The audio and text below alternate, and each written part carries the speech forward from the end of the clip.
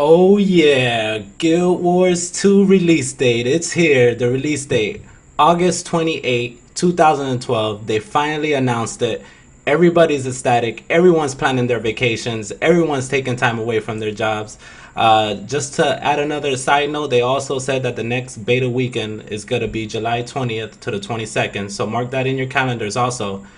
And then on top of that, the Head Start comes out on August 25th, which they did announce on their Twitter account, which I wanted to show here just in case some people missed it because it wasn't in the actual announcement. But the Head Start does start August 25th. And then I wanted to go ahead and come over here to my guests. I have Blackheart down there in the bottom right hand corner. I got Curry Walker. Hey, what's up? Kairu, but yeah, that works. Just call me Walker. So this is the team, and welcome to Iron Legion, a Guild Wars 2 show that we'll be bringing you live once a week. And we look forward to you guys joining us in the chat room, asking us questions. We'll be taking live questions here and there, so please be interactive with us, and everything will go great.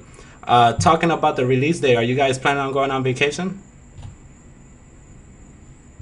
Yeah, hell yeah. I've already sent in a request for time off, and I'm gonna get it. Going for the pre-release, and I'll be up for 3 days straight. Gotta have sleep before work, so yeah. Blackheart? I can't get time off, but I will definitely be losing a lot of sleep. Yeah, I'm definitely the same way. I told my wife, I was like, baby, I'm going on vacation. And she was like, oh, hell, you ain't going on vacation. And I was like, baby, we'll talk about this later. And that's how I pretty much ended the conversation. Legitimate. Legitimate, yeah. You know, women rule. So, gotta listen to them. Yeah. Uh, Guild Wars 2, the relationship enders. yeah, definitely reminds me of my old days with EQ and WoW. But on top of that, on the next note, what are you guys gonna be doing most of your time as you get into the game? Let's say the first week the game comes out, the first day. Where are you gonna be spending most of your time? Are you gonna be doing PvP? Are you gonna be doing PvE? Like, what's your plans? I guess I'll go ahead and start with Blackheart first.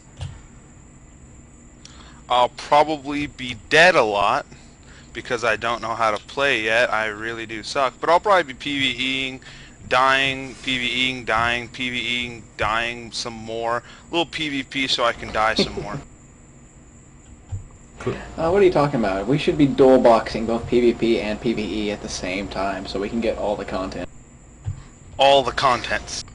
Definitely, but do you plan to like get to level 10 first and then go into do dub, or you plan on doing that like right away? Because for me, I want to get all my spells first, get to level 10, and then I'll have like most of my spells, and then start doing a little bit of dub. But how do you guys feel about that?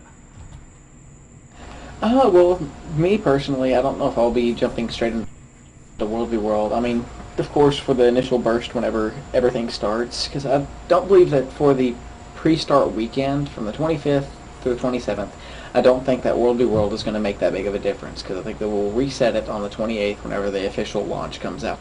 So until then, I'll be working in PvE mainly, but whenever the 28th comes around, whenever they reset the servers, I'll be there for the full raid. We will get Stone Mist. Stone Mist.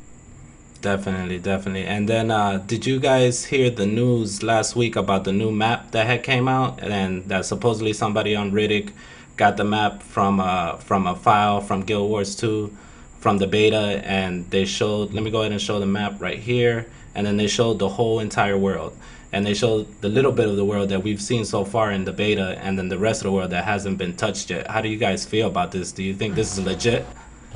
Oh yeah. Yeah, well, according to the lore, I watched the video on it. I mean, I went through and examined a few things myself. They got it from the the DAT file in the Guild Wars 2 section. But with Guild Wars 2, the way it is now, it's only going to be hosting over, as you can see, the 3 areas that are highlighted. The top one was where Prophecies was held, and that's the only area that Guild Wars 2 covers.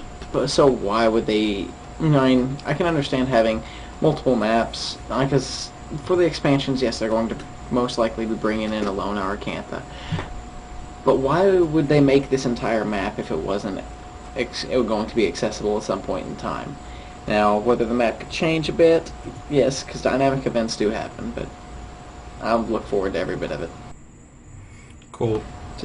Explorer title for the win. The only thing with me and this whole setup, like the map coming out, I remember from Final Fantasy 14, like there was they did the same thing. They got a file from the beta client, and they showed like all the different classes, and people were guessing classes that weren't even coming out just based off of 3 letters that were in the name.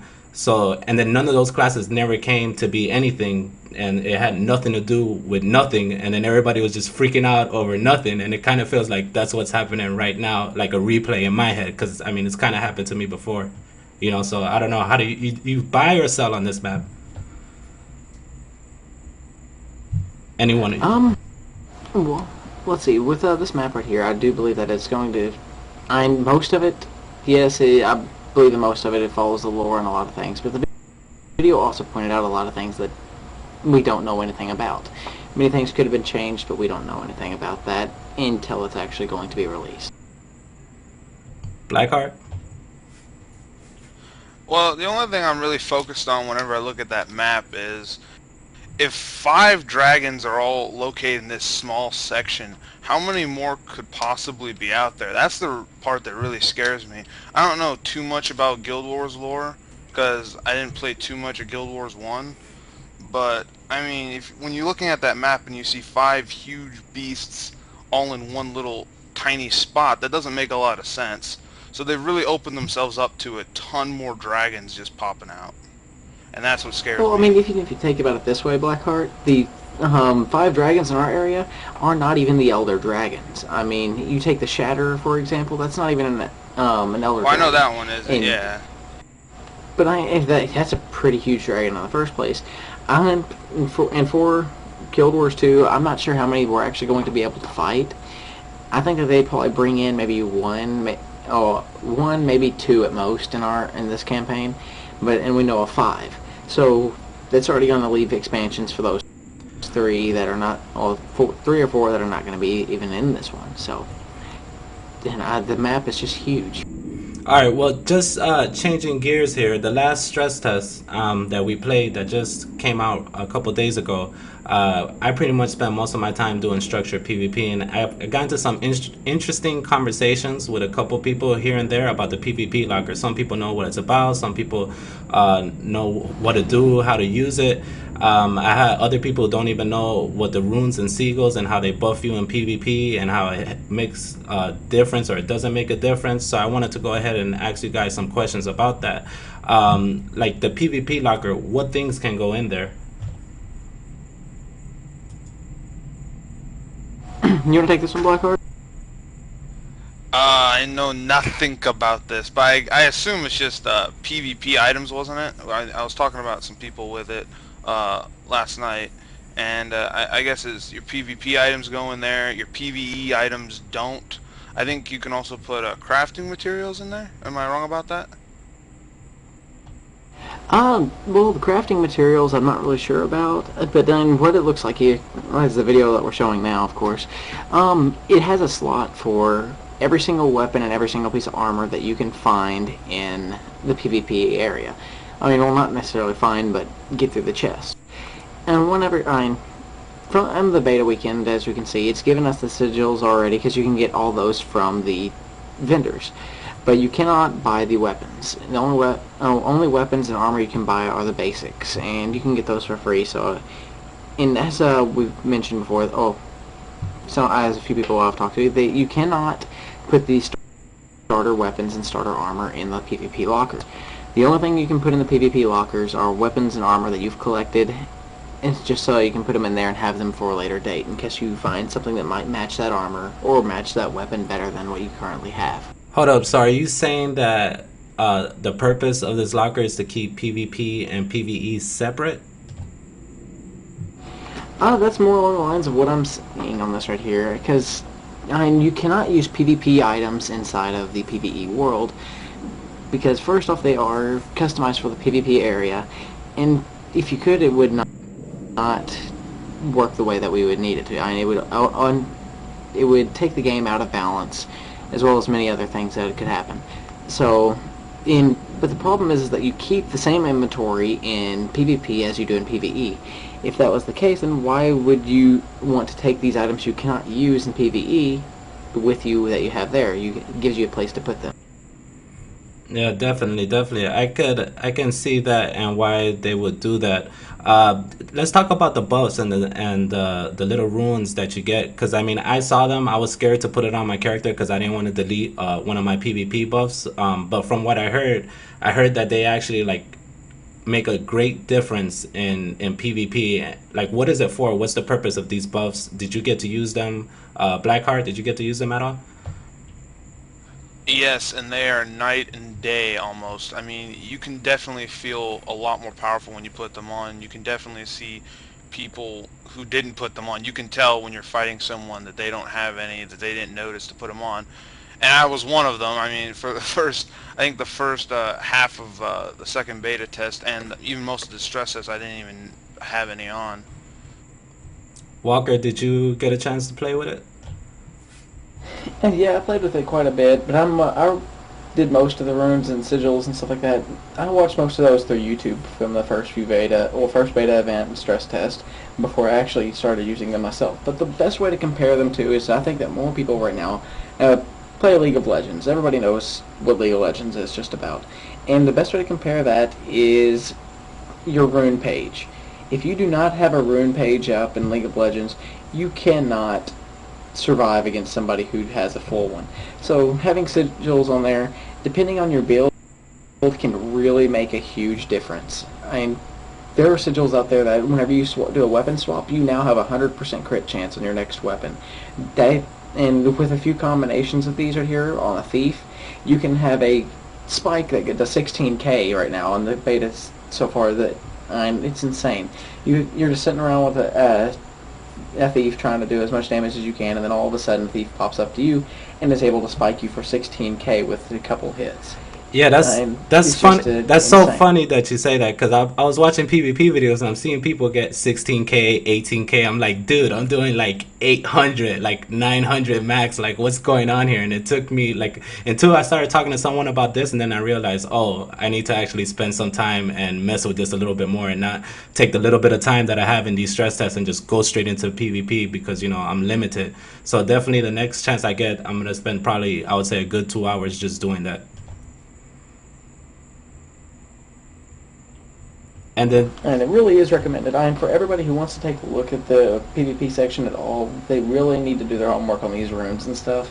I'm not saying that it's absolutely necessary, because there's going to be builds out there that you can just go over, look at it, and set the build to your armor. But if you're looking at actually customizing it out for yourself so you know what you're doing and knowing everything that's going on, it is a really good idea to take a look at all these. Now jumping into the jumping puzzle, again, I didn't go into there because I was so caught up in PvP and I had a very limited time. So for the jumping puzzles, which I'm showing another video again, the horror.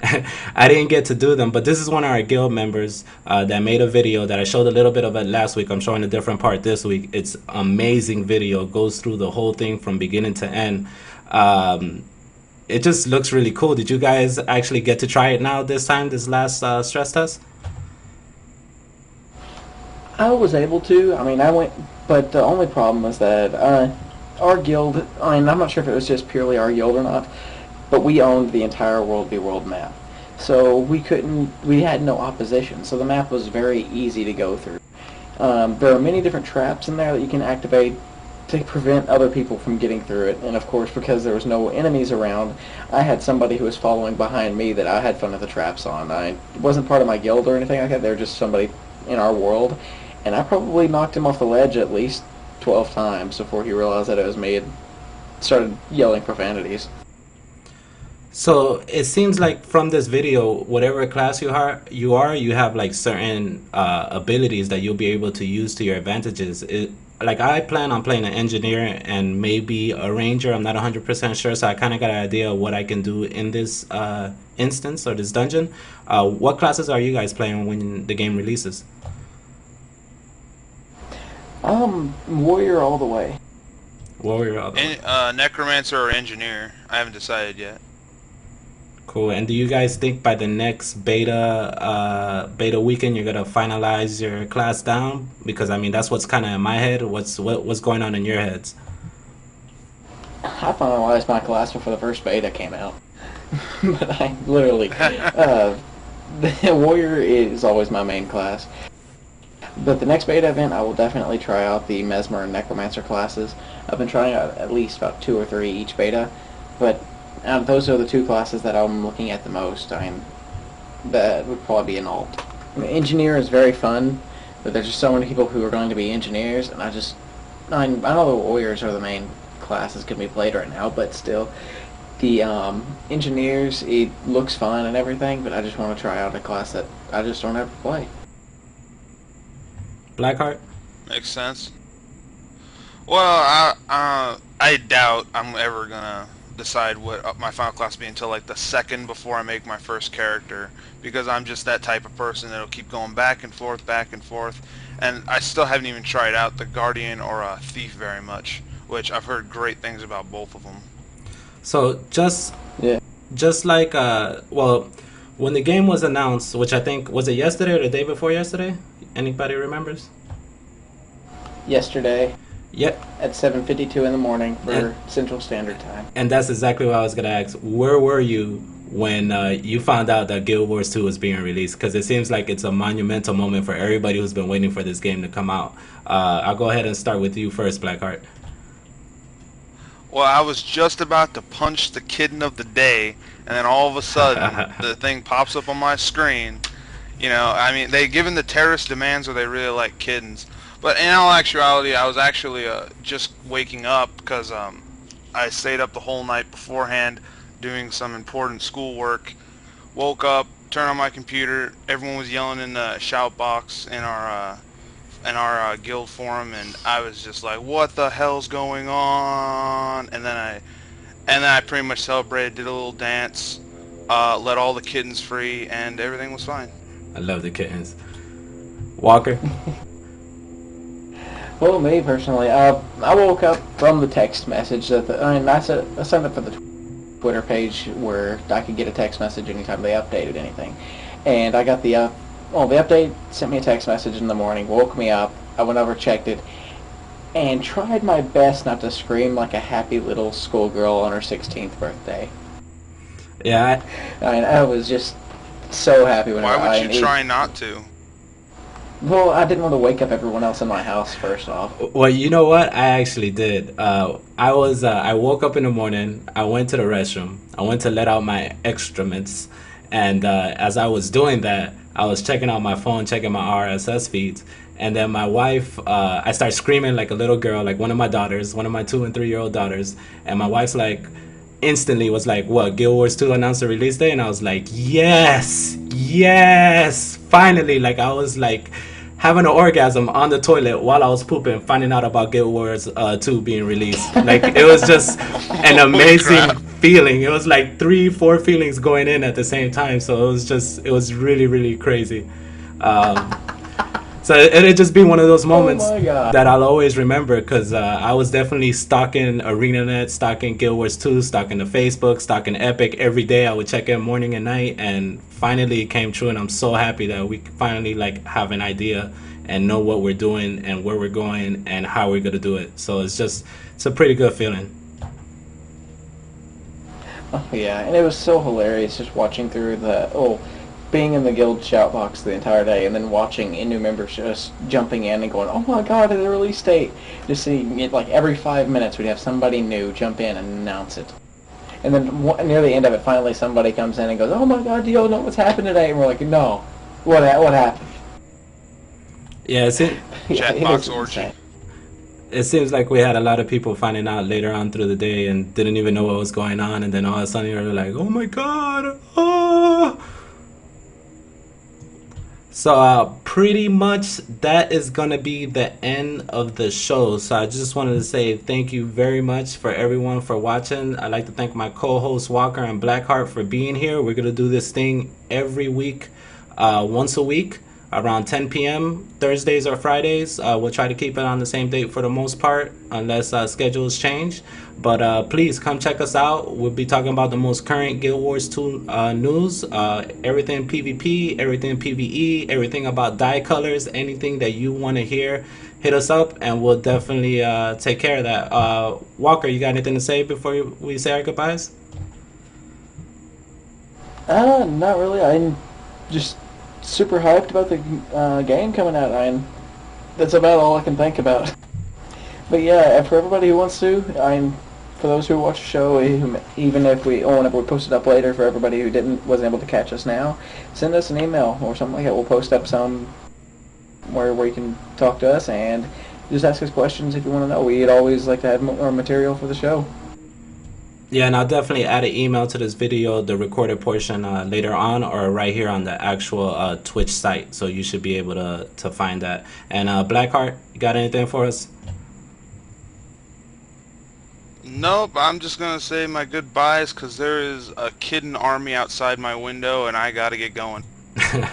And I just wanted to say thank you to Loki, to Mouse, and to Sejanus Grimm. I'm probably not saying that right because I don't know how to pronounce names properly, but I just want to say thank you guys for being in the chat room. Thank you for watching, and we're out. Later.